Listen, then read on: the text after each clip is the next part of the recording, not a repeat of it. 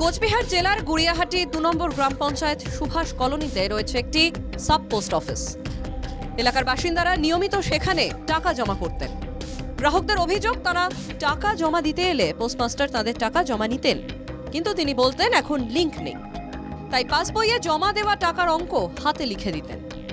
এখন দেখা যাচ্ছে সেই টাকা আদৌ জমাই হয়নি। বৃহস্পতিবার গ্রাহকরা টাকা তুলতে এসে দেখেন তাদের অধিকাংশেরই অ্যাকাউন্টে অনেক কম টাকা রয়েছে।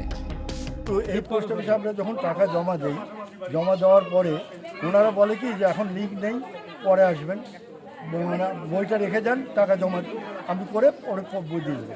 5 দিন 7 দিন 10 দিন পরে বই ফেরত দেয়, তার মধ্যে তখন এন্ট্রি করে দেয়। এখান থেকে ঘাবলা হয়েছে টাকা।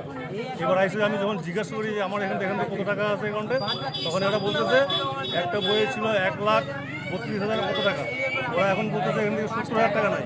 একটা বইয়ে ছিল 1,12,000 কত টাকা, ওইখান থেকে বলতেছে ওরা 70,000 টাকা নাই। বুধবার এই সাব পোস্ট অফিসে নতুন পোস্টমাস্টার দায়িত্ব নিয়েছেন, তারপরেই এই আর্থিক তছরূপের ঘটনা সামনে আসে। টাকাটা নতুন পোস্টমাস্টার আসছে, দেখাচ্ছে বলে যে কী ব্যাপার, আপনি এখানে তো সেই টাকা নেই, যে টাকা বলছেন 1 লাখ টাকা যেখানে রাখার কথা বলছেন, এখানে বলছে 70,000 টাকা নেই, 30,000 টাকা আছে। আরেকটু বলছে তোমার 30-35,000 টাকা ছিল অ্যাকাউন্টে, টাকা নীল, অ্যাকাউন্টে নীল হয়ে গেছে। কতজনের এরকম প্রচুর, যারা plus subscriber plus 70%। Guriahati post অফিসে আর্থিক তছরূপের বিষয়টি স্বীকার করে নিয়েছেন নতুন পোস্টমাস্টার। কালকে ওরা ইন্সপেকশনে এসেছিল, এসে 2-3টে বইয়ে কিছু ব্যালেন্সের গন্ডগোল পেয়েছে, তাই জন্য সেই বইগুলো ওরা কালেক্ট করে নিয়ে গেছে এবং যে আমার আগে যে বিপিএম ছিল এখানে ব্রাঞ্চ পোস্টমাস্টার, তাই কালকে পুট আপ করেছে।